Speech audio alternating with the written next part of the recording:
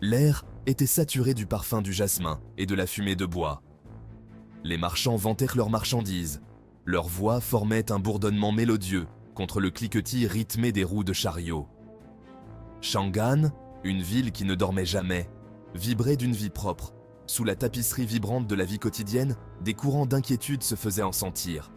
Des murmures de rébellion, comme des braises dans le vent, menacèrent de s'enflammer.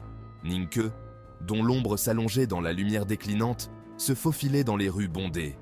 Sa main reposait sur la poignée de son épée, un poids familier contre sa cuisse.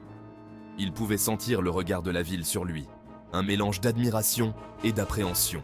L'ombre de sa victoire dans les contrées sauvages l'avait suivi jusqu'au cœur de l'Empire Tang. Il était devenu un symbole d'espoir, un phare contre les ténèbres envahissantes. Mais chaque lumière projette une ombre, et celle de Ning Que était longue et profonde. Elle attirait l'attention de ceux qui préféraient opérer dans l'ombre, ceux qui voyaient en lui une menace pour l'ordre qu'ils avaient soigneusement construit. Alors que le ciel se parait de teintes d'orange et de violet, un silence s'abattit sur la foule. Les murmures cessèrent, remplacés par une tension palpable qui crépitait dans l'air. Ningke marqua une pause, tous ses sens en alerte. Quelque chose arrivait. Le bruit sourd et rythmé des sabots sur la terre battue annonça leur arrivée. 2 voitures ornées, portant les insignes de la famille impériale, fendaient la foule comme une proue dorée. Leur progression était inexorable, une démonstration de pouvoir qui ne souffrait aucune contestation. La foule s'écarta devant eux, la tête inclinée en signe de déférence. Mais Ningke tint bon, le regard fixé sur la voiture de tête.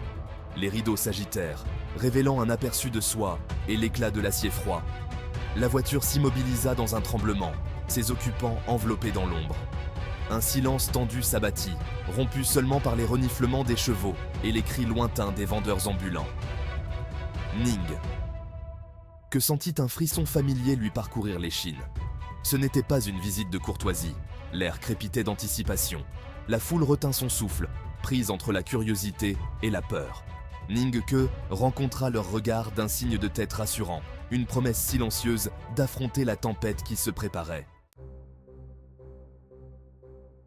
Ningque, il semble que vous soyez de retour à Chang'an. Sa beauté, aussi aiguë et froide qu'une lune d'hiver, ne parvenait pas à adoucir la ligne impérieuse de sa mâchoire. Ses yeux, comme des éclats d'obsidienne, fixaient Ningke, analysant chacun de ses mouvements.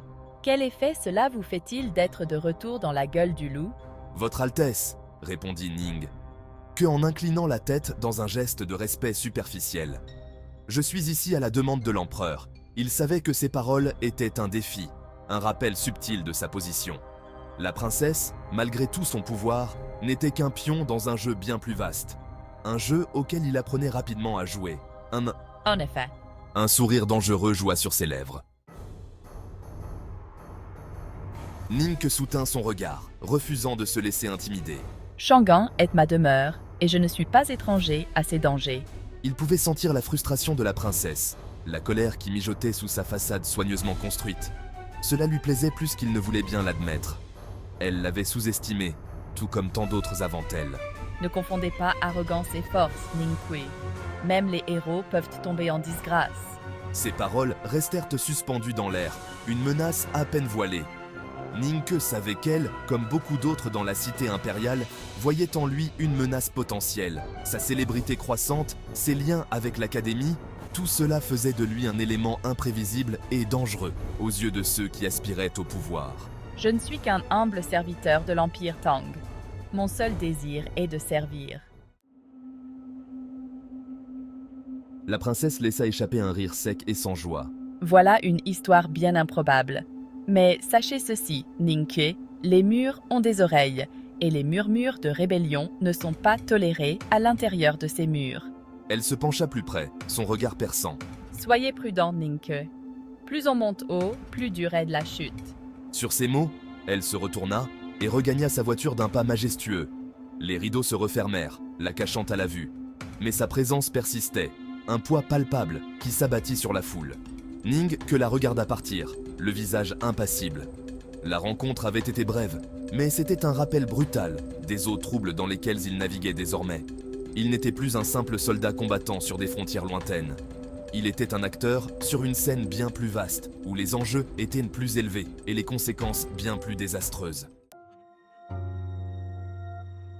Alors que les voitures s'éloignaient dans un grondement sourd, la foule se dispersa lentement, ses murmures les suivant comme une volée d'oiseaux effrayés. Nink resta un instant immobile, perdu dans ses pensées. La rencontre avec la princesse l'avait perturbé. Il pouvait sentir le poids de la ville lui peser sur les épaules, le poids suffocant des attentes et des intrigues. Il était venu à Chang'an en quête de réponses, mais il semblait qu'à chaque pas, de nouvelles questions surgissaient. Il savait qu'il était surveillé, que chacun de ses mouvements était scruté par des yeux invisibles. L'avertissement de la princesse avait été un message clair. Il s'aventurait en terrain dangereux. Mais Nink n'était pas homme à se laisser décourager par des menaces. Il avait affronté des armées et des démons, et il ne se laisserait pas intimider par des murmures et des ombres. Poussant un soupir, Nink se retourna et poursuivit son chemin. Le soleil avait disparu sous l'horizon, projetant de longues ombres sur la ville. L'air était plus frais maintenant, porteur de la promesse de la nuit. Il avait beaucoup à faire, et peu de temps pour le faire. Le destin de l'Empire Tang, et peut-être du monde, était en jeu. Et Ningke, qu'il le veuille ou non, était au cœur de tout cela. Il continua d'avancer, sa silhouette s'estompant dans l'obscurité croissante, ses pas déterminés et résolus. La nuit l'attendait, et avec elle, la promesse du danger et du destin.